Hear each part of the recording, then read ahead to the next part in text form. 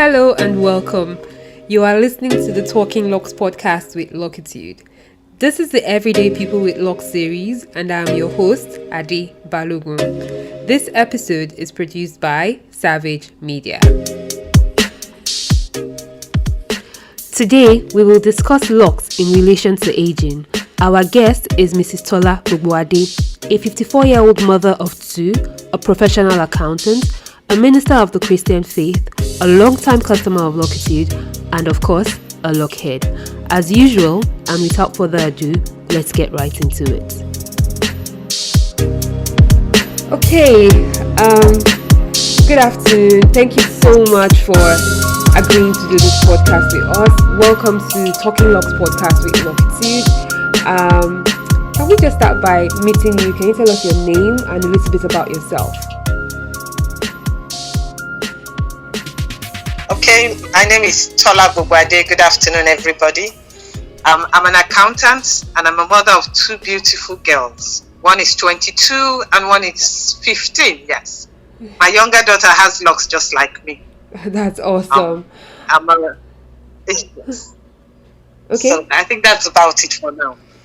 Okay, when I was choosing the title of today's podcast, Locs and Aging, I felt a certain way about it. I almost felt like, does this mean I'm trying to put an age to Mrs. Gbogboade? And I do know that I'm approaching my late 30s now, and I was feeling some kind of way about age. So I just wanted to have a discussion about that before we continue. It's like age something to frown upon when it's coming on us? Like, is it a bad thing? Do you ever feel like, okay, I know you are older, I don't even know how old you are, but I know you're an older woman with locks. So is this appropriate to say locks and aging, or is there a different way to have this conversation without making age look like a bad thing? Or is age even a bad thing?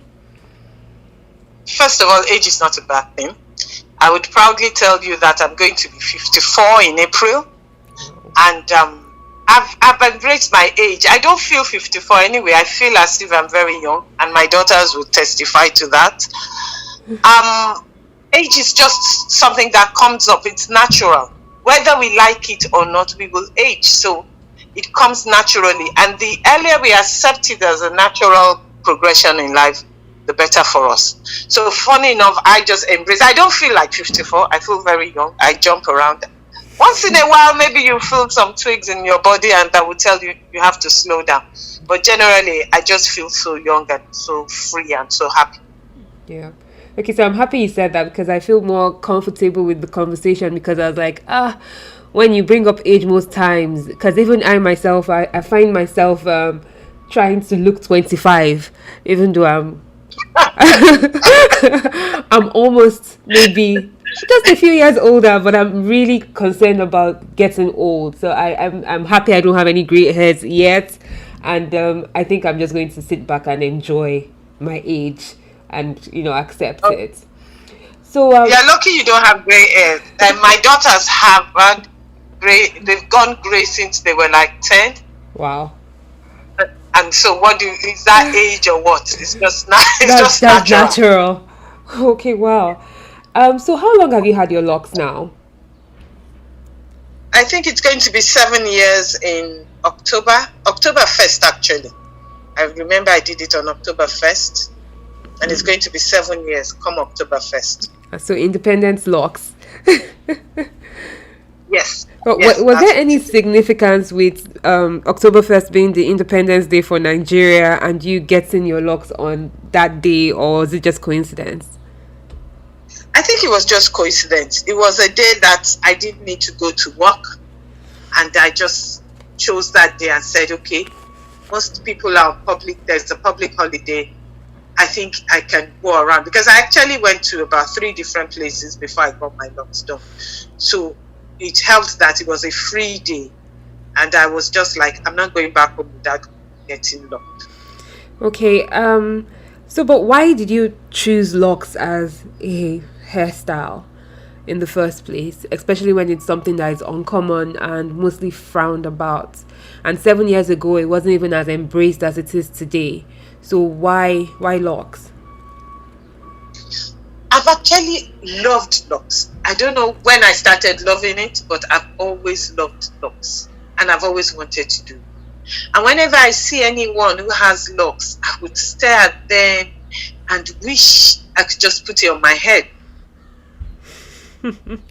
I completely relate with that feeling. I think I did a video a few years back where, or was it a blog post some years ago, when I said that when you want locks, there's like a spirit that just tells you this is what you should be doing, and sometimes you can't explain it, you just like it, and it happens. Yeah. So you got your locks at the age of 47, and at the time you were trying to get it, did you ever feel it was inappropriate, especially in our society where locks are deemed like for as something irresponsible people do? No, I never thought about it as age. With all my hang-ups, I had quite a lot of hang-ups about it, but not age. Age was never one of my hang-ups about it.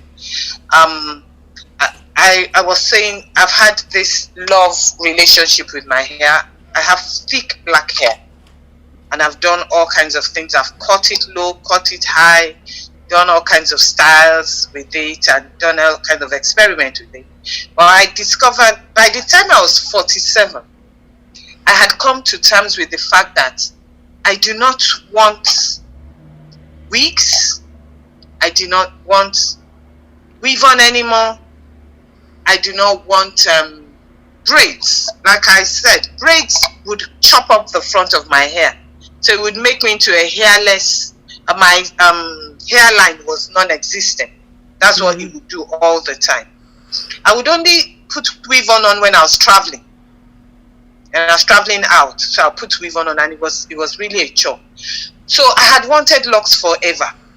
My hang-ups were like I was a Christian. It was said to be demonic. It was said to be not Christian-like. Do you understand? So my hang-ups were actually round my religion, or my Christianity, as I would call it. Basically, those were my hang-ups. I had people tell me that it wasn't age appropriate after I had done it.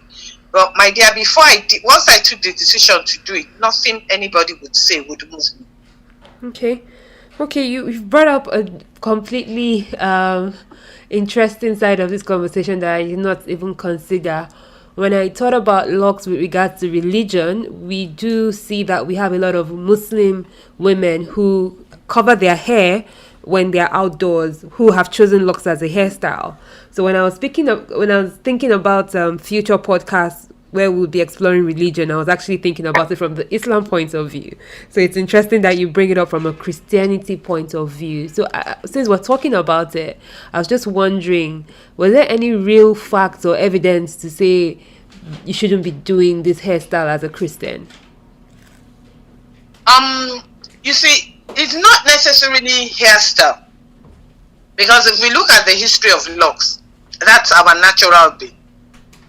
But you see, when we were colonized, we were told that everything that was natural was barbaric and evil. So locks just fell into that category. Locks just fell into that category. I would just take I'll just take your random the thoughts in my head. Let me give you an example. Breastfeeding. But we were told that breastfeeding was barbaric. Oh, how could you, when you're not animals? Why would you breastfeed? So my parents were taught that cow milk was the best for me. Wow. And it was totally out of it for you to see a woman breastfeeding. You must be local. You must be this. You must be that. But by the time I was going to have my daughter 20 years ago, the science and what is it called? The investigations and the research had shown that breast milk was the best. We've always known that. But then the Oyinbo man came and said it wasn't so. And so we changed.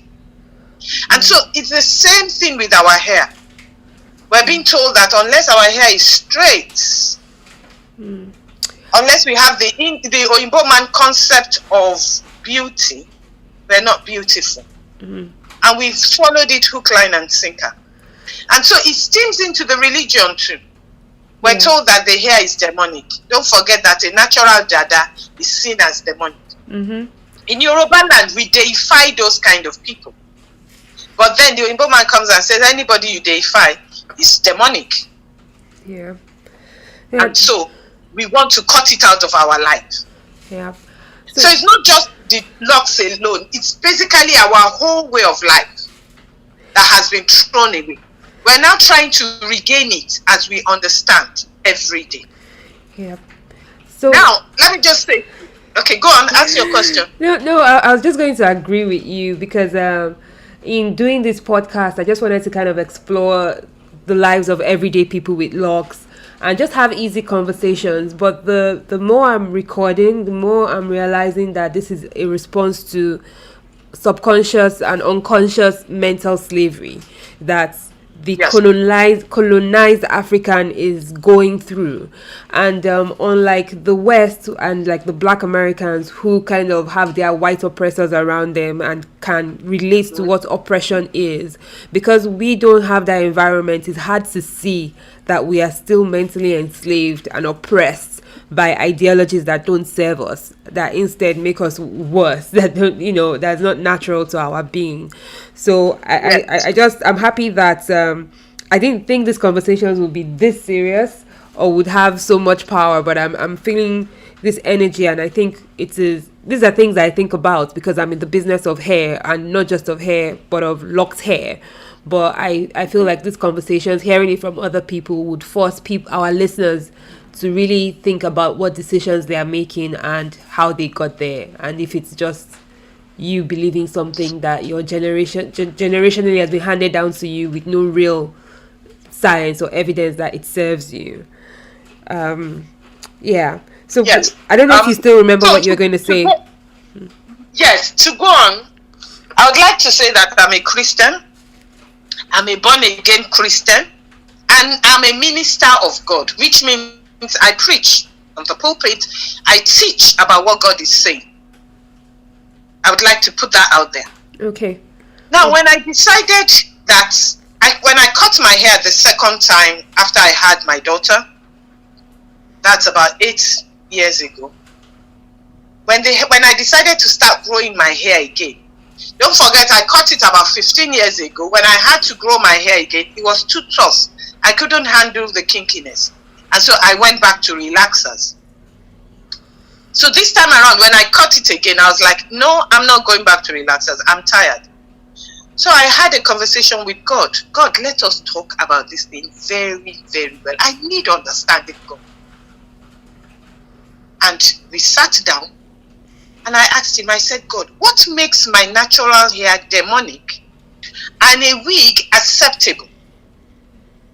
What makes my natural hair, the hair that grows out of me, demonic or not acceptable, and a weave on is acceptable?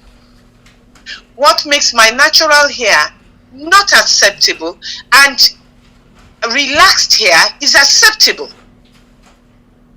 And those were the questions I was asking God. How come what I am, how you created me, is not acceptable? Unless I make some amendment and some whatever to it, that is when I would be accepted as a Christian. Because like I told you, age did not come into it. It was just my Christianity, my relationship with God, and how I viewed this thing. And God and I settled it, I would like to tell you. I'm glad to hear that. We settled it. And once I was settled and I was convinced beyond reasonable doubt, I went ahead. I had people saying, Tola, you're a minister of God. How would you preach with this? And I said, excuse me, you take it. You understand? And now that the hair is long, I rocked every stage of it. I loved the short stage, so I want to go back to that. But I rocked every stage of it. Now the hair is long. A lot of people would like to have the hair. A lot of people are more accepting of it because it's long. And it doesn't look like a Yahoo boy's head. But it's a journey. Locks is a journey. You progress. And I've progressed. And I might get to a point where I cut everything off again. And I start again. Okay. But I'm very comfortable in my skin. Yeah.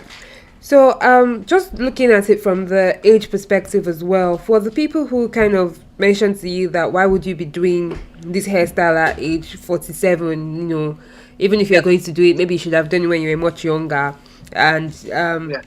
how did you cope with that? How did that tell on you? Did you feel like, did you go back to think about it and say, am I really being age inappropriate with my hair choice? Now, don't forget that I had settled this matter. When you decide, I tell people, when you decide to do locks, you decide to do it for yourself. You're not deciding to do it because somebody said, please do locks. If you're still copying one person or the other, you would have issues with whatever anybody says. And like I said, I settled it with God. And I'm a Christian. And for me, God is the ultimate. So who can talk when God is not talking? So that was it. So it's them saying, oh, don't you think it's not age appropriate? I said, look, that's your problem.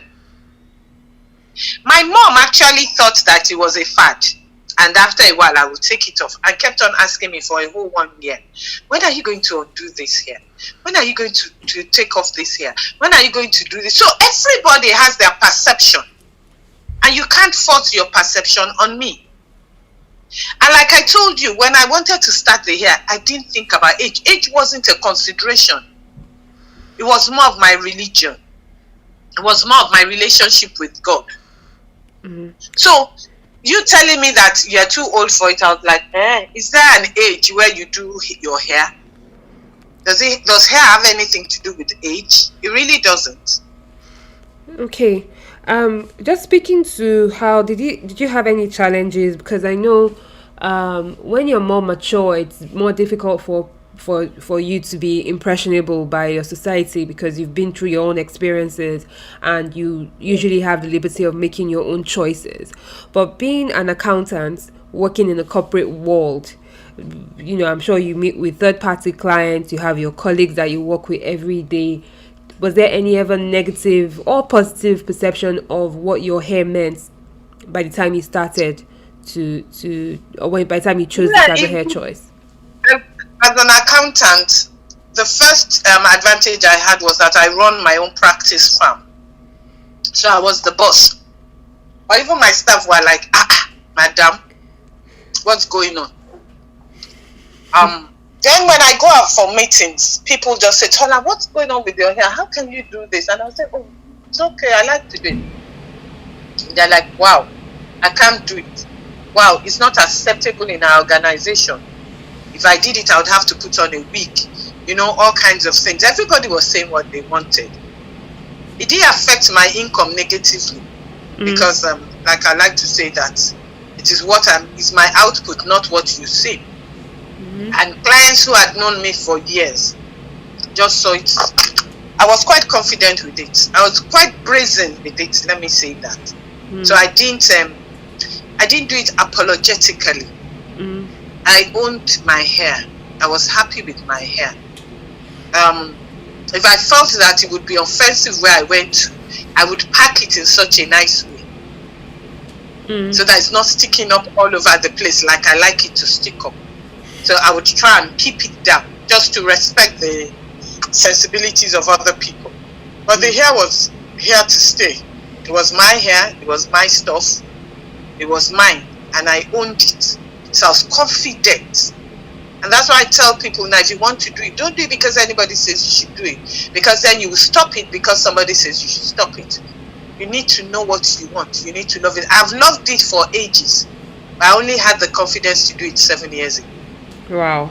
So you can see that at least my daughter, when I first of all considered it seriously, was when my daughter was born. And she's 15 years old now.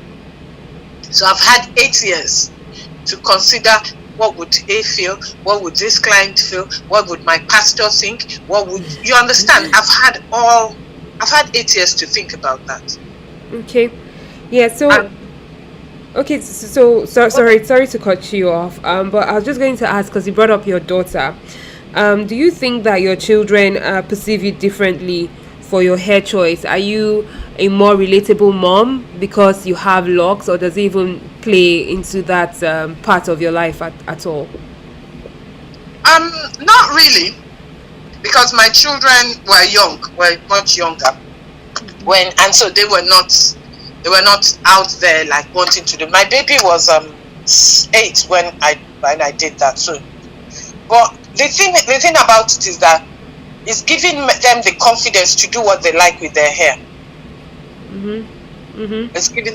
They're not in any straitjacket. My older daughter didn't want locks. I tried to encourage her. Why don't you do locks? Because she's natural. And she says, no, I don't like locks. And I've tried to convince her, and she doesn't want it. And so it's fine. She doesn't have to do what I want. Yeah. My younger daughter decided to have locks in and did it for like a year. And one day sat down and took a pin and took out all her locks. And by the time I went to visit her in Just, she had taken out everything. And I was like, wow, why did you do this? I said I was tired. And then less than a year later, she thinks and says, Mommy, I can't do this hair thing. I'm going back to locks. And so she's back to locks. Yeah. So for me, anyhow you want to do it, I would give my children more freedom with their hair than I was given. And let them see it's just natural. And you could do so what I have one to do what they want to do with their hair. My children like colors. And so the first one wants to dye her hair gray. And I said, and my second daughter, when she was 12, said she wanted to dye her hair gold. And I said no. And she can negotiate herself out of any place, any bag you put her in. She started the negotiation. And I said, okay, you know what? When you get to school, ask your hostel parent. If your hostel parent says okay, then you can do it. And she says okay. And I thought she would not have the confidence to ask her hostel parent. And she went up to the hostel parent and asked. And that one said, oh, you can do it. And so she calls me and says, my hostel parent says I can do it. And I'm like, what? I had forgotten. I would have called the hostel parent ahead to say no. So I then said, okay, you know what? If you get highest GPA in school, then you can do your hair. You can color it gold. She said, what? You told me hostel parent. I said, yes. But I'm adding if you get highest GPA. My dear, she got highest GPA in her class.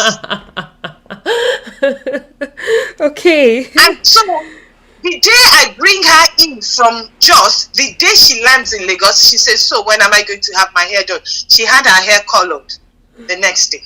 And she had gold tips. So since then, she's been telling me now is every day I want to have purple, I want to have this, I want to have that. I am more accepting of colors now than I was before. I'm just a black person.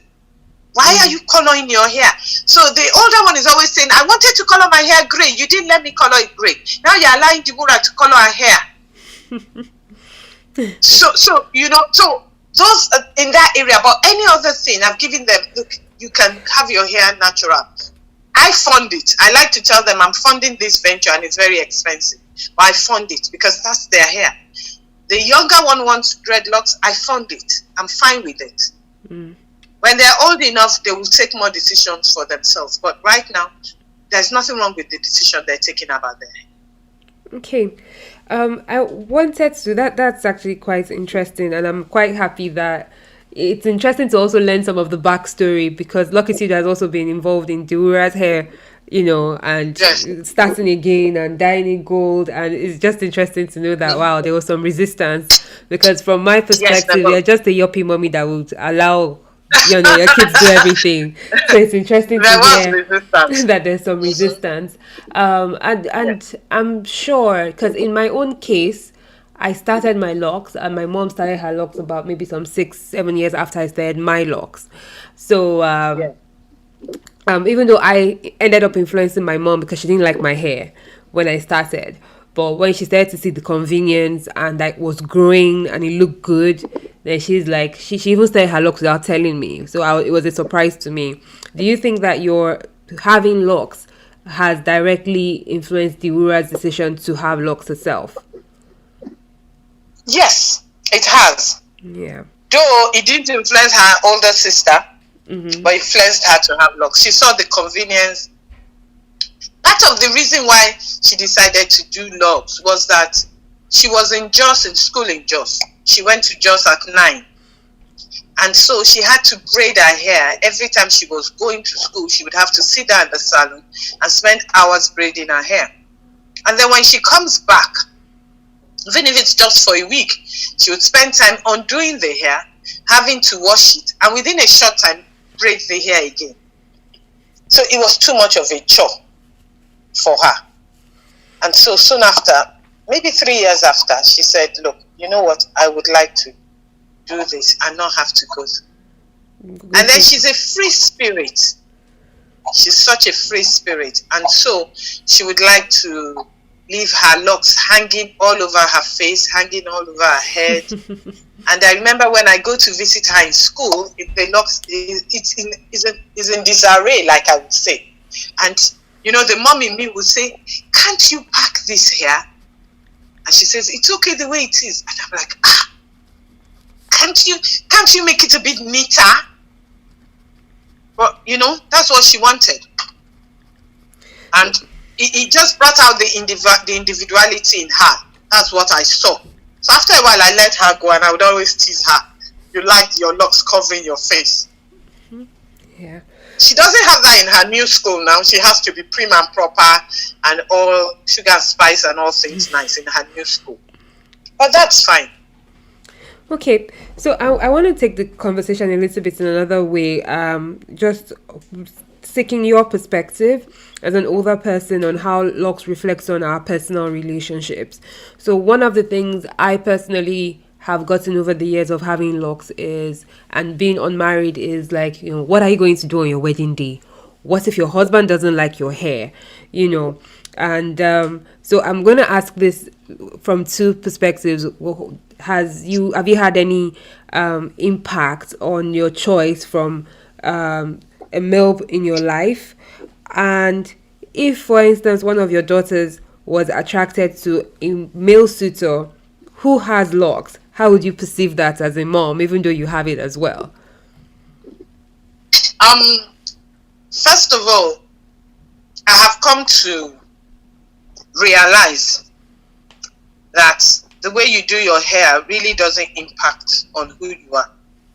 Or it really doesn't show that you are a rebel, kind of, in a bad way. You could be a rebel in a good way.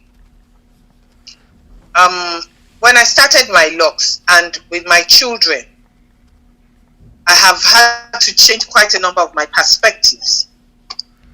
Things hitherto I would say no to. I have come to realize that we are biased without any real basis for our bias. So, I have a male in my life, my younger cousin, and he has gold in his hair. He's colored his hair gold, and I was excited about it. I think 10 years ago, I would have looked at him as an omoburuku, as an area boy. So, as you get older, your perspective changes a bit. And things that you held to so rigidly, you then begin to see that there's nothing much in them. So, I would like to say that if a guy comes and wants to marry my daughters with locks, we would have to have a conversation. I would like to know what is going on in his head, not what is on his head. And because my children went to Hillcrest, in Hillcrest, they're not bothered about your hair. So most of her classmates, both of them, had all kinds of hairstyles, wild hairstyles. And these boys were wonderful boys, Christians to the core. And they were just showing their individuality. They were just showing who they were. They were young people who were exploring themselves. And I remember, excuse me, my younger daughter's school, her class, the boys were always on about going to the barber shop, because I actually took some of them there. As a surrogate parent, I would get in there and say, okay, you want to go to the barber shop? Okay, let's go. whatever, and they liked to do their hair. And these were just young boys, 10-year-olds, 11-year-olds, who were just running around, happy with their hair, happy to explore. Mm-hmm. So I wouldn't look at someone with a man with locks and say, oh, he's an amubu. Mm-hmm. I saw one post on the internet some time ago that anybody who has locks has drug paraphernalia in their hair. And I was so amused because I had locks. Maybe before I would have thought that. You know, we have this idea that Bob Marley personified the drug whatever. And so we think, okay, everybody who has locks is on drugs. Or no, there are quite a lot of people who have very reasonable young men and women who have their heads screwed on right and who are doing great things with locks. So, no, I wouldn't like to box them up and say, oh, because you have locks, you can. I know other people around me would want to, but I would like to tell them that let's hear what this young guy has to say. Let us hear how his mind works. What exactly is he on about? And not just look down on him because he has locks. Okay. I want to also try and have a sneak peek of what locks kind of meant to you in your much younger years. I know you have clearly stated that most of your fears were around your religion as opposed to perception itself. But I started my locks in 2009, which is much later. But at the time I was starting my locks, my mom had told me, I had told her I wanted to do it, and I wasn't even seeking for her permission because I was already in my mid-20s. I was just telling my mom what I wanted to do, and her response to me was, she didn't even answer me. We were out and about, and she saw someone who was mentally ill on the side of the road who had locks because their hair was uncombed, and she was like, Ade, see what you want to do to your hair. So at that point, I knew that it didn't agree with her per se. And that kind of set me back for another 3 years or so before one day I was tired and I was like, you know what, I want to do this thing, my job. I don't even have the time to be sitting there in the salon. So I'm just going to do it. And I'm happy that many years later, she decided to do it. So if you ask me, my perception as at 10 years ago, 11 years ago, thereabouts, it was still something that only mad people had. When you think about it in the context of the streets of Lagos, or people who are associated with like the Rastafarian culture, you had to be a footballer.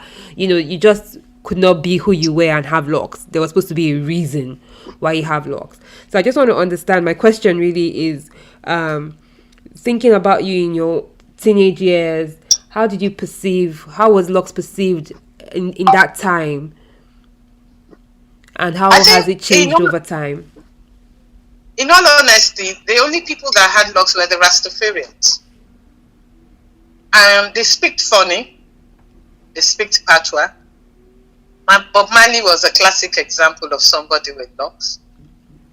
And then any other reggae artist.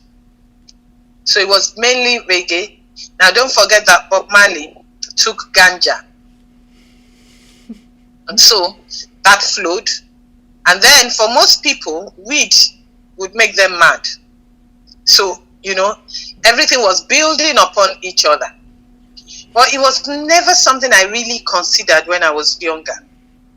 I never ever considered. In my teenage years, I was still about stretching coal. So we would have our hair stretched out. And like I told you earlier on, that the colonial mentality was that we are only beautiful if we look like the whites. So that was predominant in my time when I was a teenager. We're always looking at how to get our hair straightened out. Now in school, we were not allowed to relax our hair.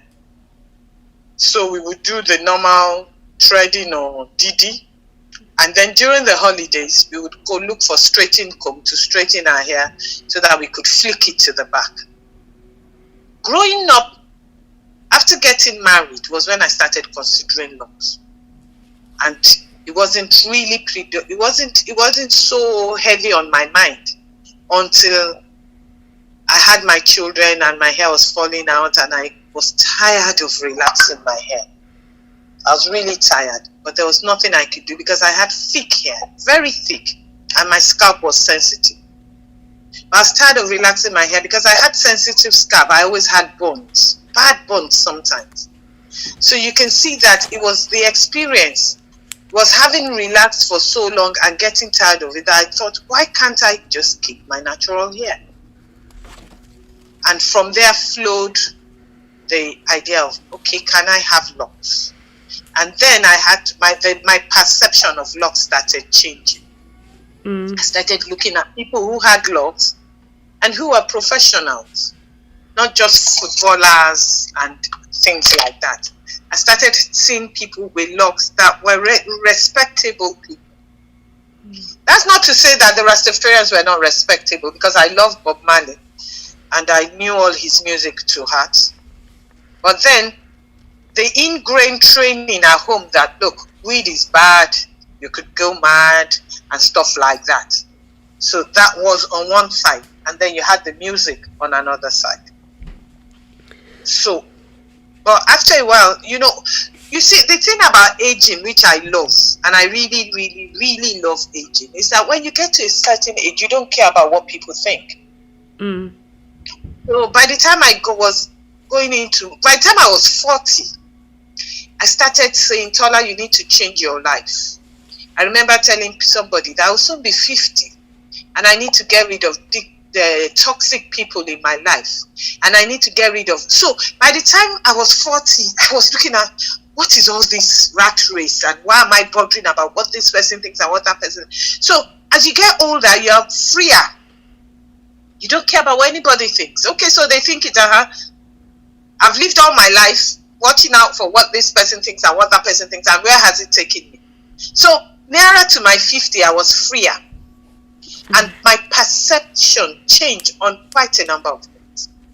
And locks, my hair was one of them. Locks was one of them. I decided I wanted to be natural, and that's. Okay, I've learned a lot from our conversation so far. I have one more question, but I just want to kind of reflect on the things that we've discussed. I guess in having this conversation, I've learned that locks are not aging appropriate, and as an older person choosing to have locks, you are also impressionable on the younger generation by your daughter knowing and realizing that it is a valid option for a hair choice. There's something important he said. He said the way you do your hair doesn't impact on who you are. So I really did like how that came out. And we also kind of discussed that most of the bias we have about locks and how we see ourselves as even Africans in Africa has no basis. It's just subconscious leftover colonialism, mental slavery that we're going through, and we have to be a bit more aware to overcome that. You've also said, when we're talking about a potential suitor for your daughters, and you were like, it's not what is on the head, but it's what is in your head that matters. I've also learned from you that there's been a shift in your perception on how you've come about, believing that your hair had to be stretched and combed and braided and be a certain way, and you've had to walk through the process yourself and agree with yourself that this is fine and there's nothing wrong with it. And more than anything, also plugging into the fact that the older you become, the more freedom you acquire, and age basically gives you freedom. So I feel like I was taking notes. That's why I could articulate all of that so eloquently. So it almost felt like a lecture. And I personally, with this conversation, will stop trying to look 25 and just accept my age and be my age and look good and feel good about being older. So my very last question for you is that for any person who feels like, oh, my time has passed, I should have done this when I was much younger, I'm not 20 years old anymore, I should even be thinking about this, and they are genuinely in that place where they feel that locks is an option but just feel that they are too old for it, what would be your advice to them? my advice would be that I have 2 sisters who have chosen locks because I did locks. One is over 50, and she likes to claim she's 35, and the other is over 40, and they're very comfortable in their locks. And it's just because I did it, and they were like, "Sister, you did this," and they're happy. So at whatever age, even if you're 70 and you decide to want to do, go for it. You would feel joy. You look at yourself in the mirror and say, "I'm happy. I love my hair," because it's your choice and nobody's choice. You decided to do it. So don't look at age. Look, the things that you have to be conscious of are things like clothes.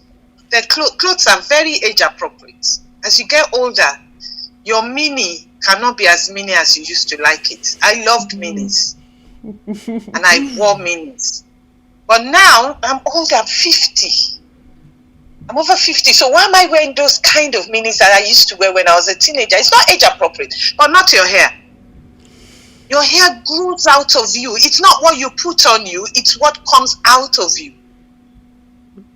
Your hair comes out of you. It's you. So at whatever age you are, as long as your hair is still growing, my dear, go for it. Why do you need to put on a wig when you have hair growing out of you? Why do you need to put on weave on when you have hair growing out of you? Today was it yesterday or today? I was watching Kurt Franklin, whom I love. And I saw one of these backup singers, and she had scraped her hair. Scraped it, and she colored whatever was left gold. And I was loving it, and I was thinking, what do I think?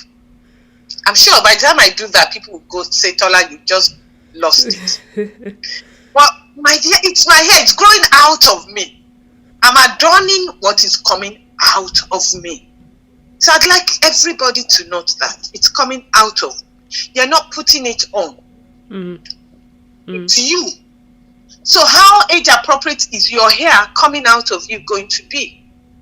If your hair decides to fall off because you're 70, that's your hair. And then if you decide that, "Oh, I want to do something extra by putting on a wig," that's fine. But what is growing out of you can never, it doesn't have a timeline for it. It's growing out of you. My mom, her hair is not growing again. And so she has low cut. But if her hair was growing long and it wants to grow to her waistline at 84, I would encourage her and I would do it for her and let her feel cool with her hair. You can't tell me because she's 84 she shouldn't have long hair. So that's it. Hair is not something for age appropriate. As long as it grows out of you, and as long as you can keep it clean and you can keep it neat and you can look beautiful with it, please go for it, no matter what the age is that you are. Yeah. I feel like if we were in church or like had an audience, that would have ended with a big round of applause. So and an amen. And an amen. Yes. Oh, this conversation has been interesting. I like that it has been original. The answers were never planned.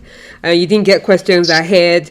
So I have learned a lot, mostly to embrace my age. So I just want to say thank you very much. And I hope that this conversation is impactful for somebody out there who's choosing to wear their locks and is being or feels that they are restricted by age, or someone else who is portraying their insecurities on somebody who is older, saying, "Why should this person have locks because they are much older?" So I hope we're able to change that.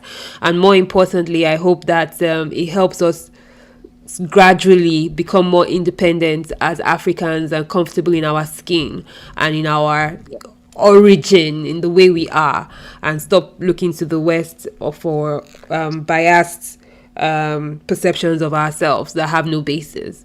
So thank you so much. It's been a pleasure. Thank you for having me. And thank you for having me. Yes, I'm really looking forward to the response we will get when this finally comes out. I would look forward to it too.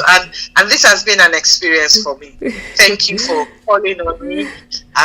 thoroughly enjoyed myself. I was wondering, what would she ask me? I hope this, I hope that. And so, I was like, there was this nervous energy, but I'm happy that I could, contribute my own quota, because these are thoughts that have been running through my mind throughout the years.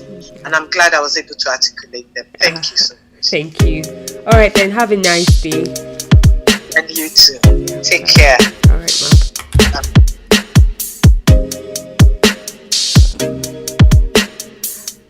Thank you so much for tuning in and listening to the Talking Locs podcast with Locitude. It has been such a pleasure being your host. My name again is Ade Balogun, and thanks to our producer, Xavage Media. Please don't forget to follow us on social media. We are at Locitude, Locitude, and you can find us on Instagram, Facebook, and Twitter. And for more interesting podcast episodes on Everyday People with Loc'd, don't forget to subscribe to our podcast. We are currently on Google, Apple, Stitcher, and Spotify podcast. You can also find us on YouTube. In our next episode, we will be exploring Locs and Islam. The conversation promises to be entertaining, informative, and very, very enlightening. If you're a Muslim woman considering locks, or you're just curious about what goes on under that hijab, trust me, this next episode is for you. It will be a pleasure to be your host again very soon, and don't forget to keep it locked with an attitude. Bye.